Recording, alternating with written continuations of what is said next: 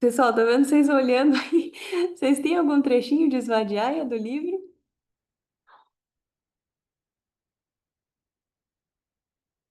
Não?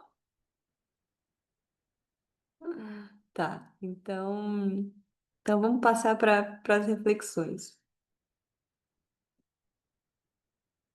Ah, Bem, namaskar todo mundo. Hoje eu queria falar um pouquinho da sadhana, né? Essa coisa que a gente batalha todos os dias para conseguir cumprir, né? E como é fascinante e cheia de desafio, né? O que que significa sadhana? Esse esforço para tornar-se completo, esforço para tornar-se perfeito. E tem muitas etapas da sadhana, né? Não é só sentar para meditar. Sentar para meditar é parte dela. Mas na sadhana, o que que a gente considera sadhana, né? Quando a gente pensa especialmente naquela disciplina dos 16 pontos. São 16 que se tornam muitos, cada pontinho tem muitos pontinhos dentro.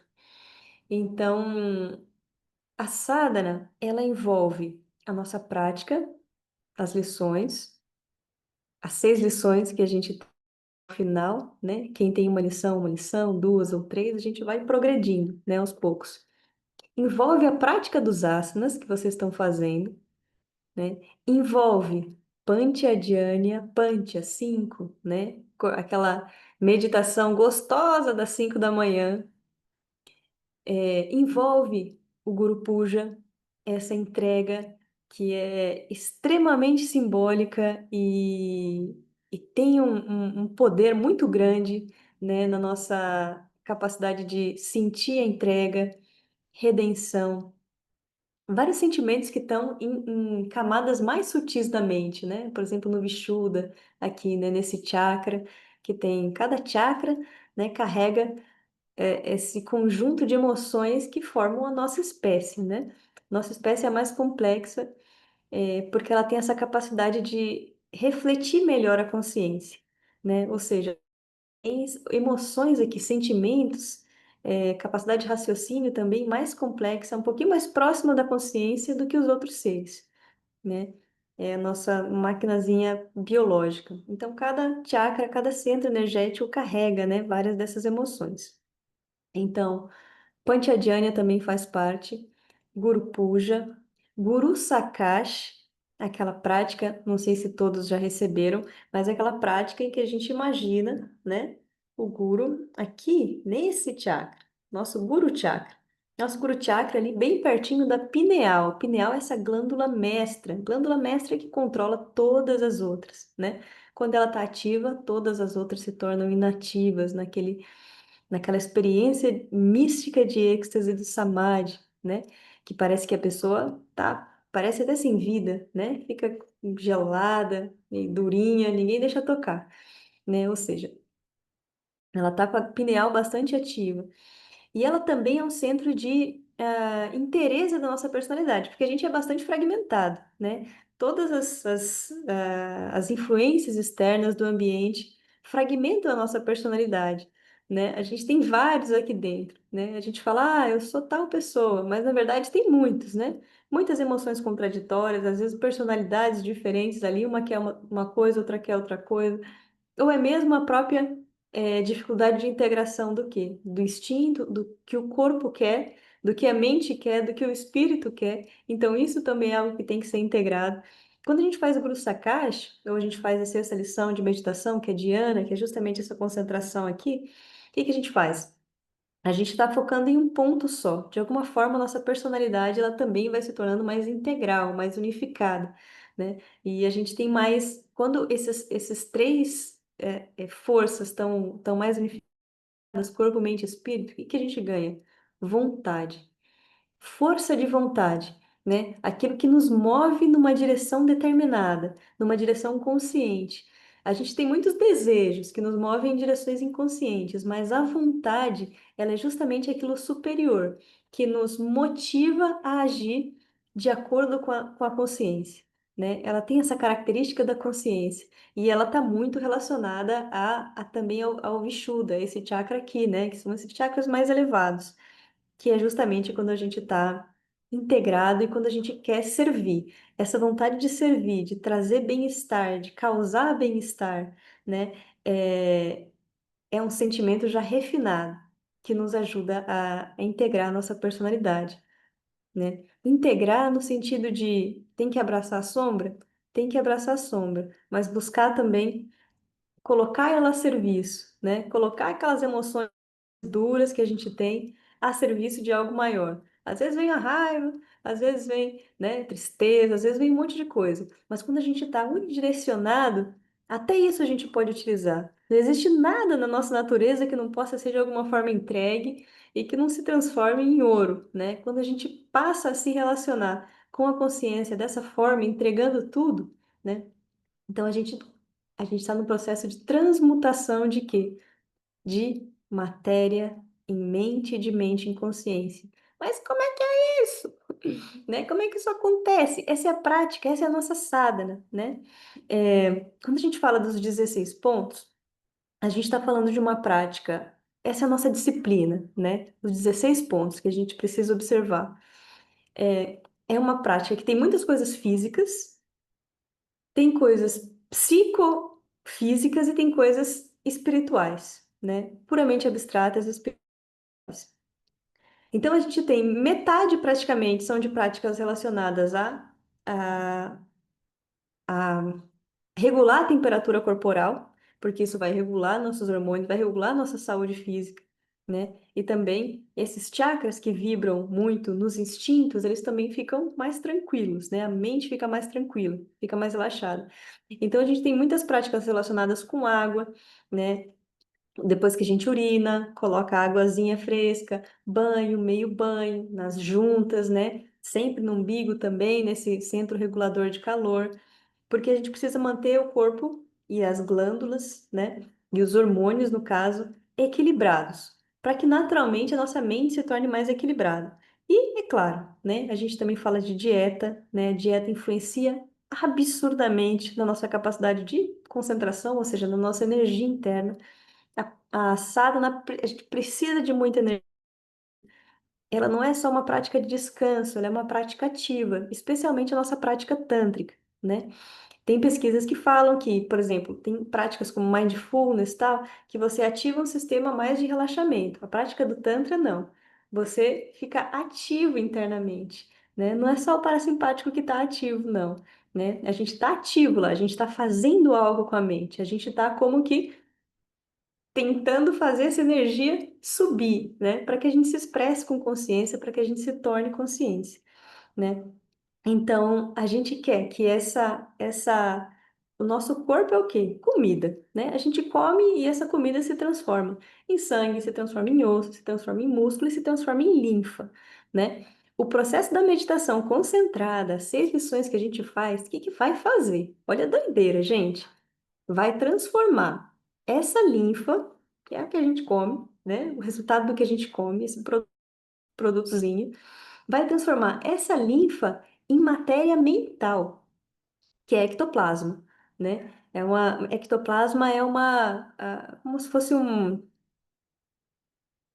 pozinho, uma pulverização da matéria, né? Então, o pensamento ele tem essa característica de ser material. Então, a gente transforma essa linfa em ectoplasma. E nos estágios mais avançados das lições, o que que a gente transforma? Esse ectoplasma, essa matéria mental, como se fosse a nossa placa mental que recebe as coisas, as vibrações, a gente transforma ela em consciência pura. Ou seja, a gente tem essa capacidade de transformar matéria em consciência. E essa é a nossa prática de sadhana. Como é que isso acontece? Acontece assim. A gente começa Primeiro a gente prepara a mente, primeiro a gente prepara a vida, né? Então, como é que a gente prepara a vida? Vamos começar assim. A gente prepara a vida como? Com a conduta ética, né? Servindo, não ficando egóico, autocentrado e tal. Então a gente prepara assim, a gente prepara o corpo com dieta, dieta apropriada. A gente prepara com asanas também, toda a parte hormonal. Então, a gente se prepara para esse momento especial, de estar cara a cara com a consciência, de poder ter esse privilégio de estar cara a cara com essa consciência, né? Com esse momento de paz absoluta, que é raro a gente conseguir, né? Não é fácil a gente conseguir realmente meditar, mas a gente se prepara para a gente conseguir esse grãozinho de encontro com o infinito. Então, beleza. A gente preparou tudo isso aí. Aí depois, antes de sentar, o que que a gente faz? A gente prepara a mente. Prepara a mente para esse encontro. Por que que a gente toca o Kirtan, né? Então, uma das coisas que faz com que, um dos sentidos mais fortes que a gente tem, que nos mobiliza, é a audição.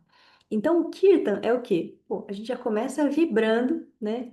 A gente já começa retirando o nosso sentido de audição de coisas externas, de vibração mais densa e tal, e a gente vai colocando dentro da vibração da consciência, né? Desse mantra e tal. Então, a gente já começa vibrando com a consciência, ou seja, a gente já vai retirando a mente dos sentidos, preparando ela. Então, Shravana, né? Shravana significa ouvir. Então, a gente já começa educando os nossos sentidos através da audição. Depois, Manana, né? Manana é a nossa mente. Aí depois a gente educa a nossa mente. Para quê? Nossa mente, vários pensamentos. O que que a gente faz? Não, peraí, mente. Vamos pensar aqui nessa grande entidade cósmica. Vamos pensar em Deus. Vamos pensar nesse grande Deus, né? Por um momento só. E a gente se conecta. E aí, quando a gente consegue se concentrar um pouco nisso, aí a gente entra em Nididhyasana, que é uma concentração mais profunda nessa presença, né? E quando a gente faz o Kirtan, né, com essa dancinha que no início parece estranha, a gente também engaja nossos órgãos motores, ou seja, a gente está todo engajado, né, nesse único pensamento, nessa única vibração. Assim a gente vai se preparando, né, preparando o terreno. E aí a gente senta. Aí a gente sentou. Qual que é a nossa primeira prática de meditação? Pratyahara, retirada dos sentidos, né? Então a gente faz o quê? Uma Bhuta Shuddhi, uma purificação dessas vibrações que a gente tem dos objetos que estão na nossa mente toda hora, que as nossas emoções estão ligadas a elas, a esse mundo manifesto material. A gente fala, peraí, agora eu vou retirar a minha disso, né? E aí a gente leva ela mais para cima, onde ela tem mais espaço, né? Onde realmente a gente consegue sentir um pouco de paz maior, né? Porque por mais que esses objetos sejam legais, né? E a gente se apegue, e a gente goste, né? Objetos, até pessoas, tudo. Ainda assim existe algo que perturba, né? Que não é tão puro quanto esse sentimento puro de infinito, de estar consigo, de estar com a consciência. Isso é tão especial que não existe uma outra prática que leve a isso, né? Você pode fazer o que você ama, você está ali concentrado, fazendo o que você ama, sua mente se desligou do mundo, pode ser qualquer coisa, cozinhar, fazer algum tipo de arte, pintar, desenhar, escrever, jogar bola, o que for. Sua mente está completamente ali, concentrada.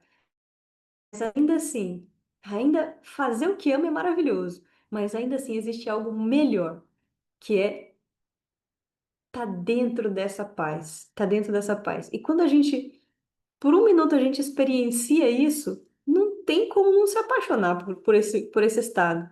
Então é assim, não é um caso só de disciplina, de forçar-se a isso, acaba virando um caso de amor. Você quer aquilo, aquilo te nutre muito, né? Então, você quer sentir aquilo, quer ampliar aquele segundinho que você conseguiu, você quer ampliar para sua vida toda, né? Você não quer nunca mais esquecer o que que é ser consciente, o que é estar com a consciência, né? Estar com esse companheiro tão, tão que liberta tanto do sofrimento, né? Que liberta tanto da ignorância, do arrependimento, de tantas coisas que nos oprimem, né? E que mostram esse potencial mesmo, né? Do que é realmente ser, tá dentro de si. Então, a gente começa retirando a mente dos sentidos e permitindo que ela, pelo menos, observe esse grande espaço vazio, que ela veja o seu eu pequenininho dentro dessa imensidão de infinito, né? A gente coloca perspectiva na nossa própria vida. E aí tudo fica pequeno, né? Fica, aliás, pequeno, extremamente grandioso e significativo. Por quê? Porque o espelho de tudo é a consciência, né? Você pode ser pequeno, mas você é observado pelo grande, né? Então tudo ganha significado. É como uma criança, né? Que ela tá lá brincando, tá com seu brinquedinho e tal, e coisas pequenas ela tá fazendo. Mas é a mãe que observa, o pai tá ali olhando e ela fala, uau, né? É significativo aquilo que eu faço, todo o avanço que eu tenho aqui, né? Eu tenho alguém que me guia, né? E eu vou sendo através dos olhos, né? Desses olhos do grande. Então, é a primeira porta para a gente ampliar, né, a nossa placa mental, a nossa mente. E a gente sente essa distância das próprias emoções, um pouquinho a distância da própria identidade, da própria biografia e tal. E é incrivelmente pacífico esse lugar. Beleza, chegamos ali, a gente vai para a segunda etapa. Outro Shuddhi, outra purificação, Asana Shuddhi. Aí a gente começa lá da pontinha, né, do pé, até vai subindo, subindo, subindo, subindo, pelos chakras e tal. Então, o que que a gente está fazendo aí? A gente está retirando nossa mente também das influências internas, né? Então, a gente está passando chakra por chakra, como se a gente tivesse, de alguma forma, adquirindo controle sobre esses fatores, né? Esses fatores sólido, líquido e tal, e sobre os hormônios que estão ligados a ele, né? Secreções e tal. Então a gente vai adquirindo controle, controle, controle e vai permitindo que essa energia vá se expressando de forma cada vez mais prazerosa, né? Mais sutil. É o caminho de felicidade mesmo, né? De forma mais gostosa, né? E, e depois tornar a mente mais, ampliar a magnitude da mente. Que aí a gente começa com o Chitta Shuddhi, né? Então, aí sim, aí a gente chega naquele momento em que a própria mente busca se absorver nesse oceano, né? E aí a repetição do mantra. A gente começa a repetir o nosso mantra, né? A gente quer de alguma forma se fundir, a gente já começa a buscar essa ponte que é o mantra para se fundir, esse eu individual, esse caminho do yoga, né? Consciência individual com essa consciência cósmica. E o mantra é o caminho, né? O mantra é a ponte. Então a gente desperta essa consciência do mantra, fazendo com que a nossa vibração de entidade se conecte cada vez mais com essa vibração da consciência, né? E aí a gente vai avançando nas lições. E aí, quando esse Ista Mantra que a gente tem, nosso mantra pessoal, né? Quando a gente vai fazendo ele vibrar em cada chakra, a gente vai o quê? Purificando as propensões mentais de cada chakra, colocando em cada centro desse, que é como se fosse um centro, uma subestação da mente, né? Então a gente vai colocando a ideação em cada subestação da mente, ei, você é consciência, né? A sua natureza é consciência, né? Então a gente vai trazendo essa consciência, vai transformando o quê? A mente, ectoplasma em consciência pura. Então é o processo de transformar o que é físico, a linfa, em ectoplasma, o que é mental. E o que é mental, ectoplasma, no que é consciência pura, né? Então, isso vai se transmudando nessas lições que a gente faz. Então, mente e consciência é já esse processo de dharana e a gente pode falar da quinta lição, né? A quinta lição tem uma influência muito grande nisso. Então, a gente vai transformando cada um desses sentimentos, tal, ele vai ganhando consciência do que é, como se fosse isso, né? Cada pequena personalidade nossa, né? A personalidade mais inferior vai ganhando consciência do que ela realmente é, né? Vai se expandindo.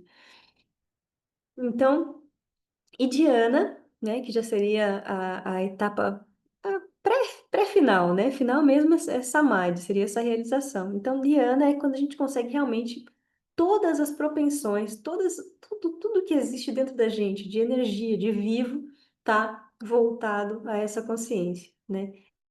Aí, quando a gente mantém esse fluxo ininterrupto, a gente entra em estado de concentração profunda, que seria a sexta lição, né, Dhyana? E aí, Samadhi é uma consequência, a realização espiritual.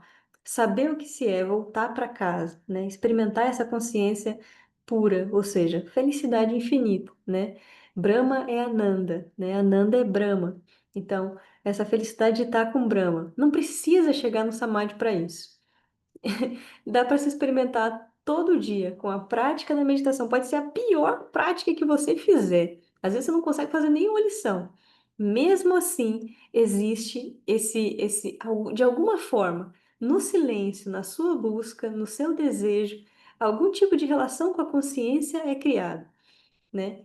Então, e esse sentimento devocional, né, que se desperta quando já não existe mais nada com que você realmente se agarra, você começa realmente a se desprender um pouco das coisas, o sentimento devocional, ele começa a crescer, porque você começa a ver que a real causa da sua existência é isso. É isso. As coisas acontecem por ela e você percebe. As suas emoções decorrem dela, né? Do seu samskara, claro, mas desse poder da consciência de direcionar a sua vida. E você se sente guiado, né? Você não está fazendo nada por alguma propensão que está te empurrando ali, né? Você se sente de alguma forma, ah, tá, é a consciência que faz. E aí algumas coisas vão ficando para trás, e isso é uma loucura, gente, uma loucura. Minha sadhana não tá melhor não, tá? Minha meditação. Mas é uma loucura as coisas que acontecem nesse caminho, de sentimentos que vão ficando para trás e você fala, nossa, um dia eu já senti isso. Tipo arrependimento, tipo, às vezes desespero, angústia, até raiva. Meu Deus, tá difícil. Tá difícil ficar com raiva, gente. Tô conseguindo não. E a raiva dava uma energia até boa. Para se disciplinar, para fazer as coisas, mas tá difícil. Então, assim, algumas coisas realmente vão ficando para trás e você nem se dá conta, sabe? Você nem fez esforço, vai ficando para trás no caminho mesmo. Mesmo com a sadhana ruim, tá? Isso eu tô falando de um caso de meditação ruim, que aqui não tá dando certo. Mas mesmo assim, o silêncio, né, e a busca faz com que a consciência haja sobre você. E isso eu garanto, né? Isso eu posso garantir. Garantir de conseguir fazer a prática bonitinha, sadhana, difícil. Difícil para o ser humano, ainda mais nessa época de transição planetária que as coisas estão feias, minha gente, tão feia. Tão feia. A guerra lá no alto tá difícil demais. Então isso afeta muito a gente, essa atmosfera, essa psicosfera. A gente é muito afetado, a gente tem que estar consciente de que muitos sofrimentos são coletivos mesmo, né? E a gente vai passar por isso. Mas só sentar um pouquinho em silêncio e dedicando as coisas que a gente faz a essa coisa maior, tá ótimo. É o que a gente consegue fazer agora, às vezes. Quem estiver indo mais profundo, maravilha, vai que vai. Mas às vezes sentar um pouquinho, dedicar aquele momento ao sagrado e lembrar durante o dia, né, disso sempre torna a vida realmente especial. Às vezes que é um dia, alguns dias passem, né, naquela loucura e tal, quando você senta, tem um dia que você sente que a meditação dá certo. E aí todos aqueles dias que você achou que você viveu como um autômato, assim, sabe, mais mecânico, você fala, caramba, realmente não. Foram todos os momentos meus dedicados à consciência, né? Eu não estava tão consciente disso, mas ela estava, né? Ela me guiava. E é muito legal isso. Quando chega nessa consciência, a gente fala, que bom, né? Não foi um tempo perdido, não foi um trabalho perdido. E minha mente, de alguma forma, com a dificuldade toda do mundo, ela conseguiu manter um link ali e falar, eu não sei nem o que eu estou fazendo hoje, mas é para você aí, tá difícil, né? E é muito bom quando a gente encontra com a consciência sabendo, né, que fez o que podia. E que as coisas estão difíceis, viu, gente? Tá difícil a prática. Tá fácil, não. Mas é isso. Vamos junto nessa transição planetária. Pode durar uns anos, né? Mas com um pouquinho de luz de cada um. Vamos vencer, né? O Dharma sempre vence, é mais forte, a força sutil é mais forte, né? O Dharma sempre vai vencer. E é bom porque a gente vai, quando acontecer a vitória maravilhosa, a gente vai estar tudo lá para celebrar. E a gente vai se reconhecer, e vai ser uma festa. Sempre é, né? Cada dia que a gente vence uma dessas forças obscuras já é uma grande festa. Mas dá muita esperança estar com as pessoas, né? E saber que cada um está fazendo a sua parte, né? Ver esse grupo aqui também é maravilhoso. Um grupo show de bola, ver a carinha de todo mundo, dá força pra gente também. A gente precisa disso, viu? A gente precisa de sangue, precisa de companhia. É difícil ser uma velinha no escuro, gente. É bom ter que ser aquela vela assim, cheia de vela, que aí a gente fica feliz, né? A gente fica tranquilo que vai dar tudo certo. É. É. Muito obrigada, Didi Namaskar. Obrigadão, Oscar. Muito enriquecedor as tuas palavras, né? Aí realmente dá uma força na gente. Ah, que bom. Enriquecedor é essa prática diária que vocês fazem de quinta, isso dá força pra gente também. Esses grupos. É muito, muito importante, gente. Uau, a sangue é demais. Parece muito. Seguimos juntas. Seguimos. Boa Namaskar. noite. Boa Boa noite, boa noite. noite. Tchau, tchau, tchau. Que delícia mesmo.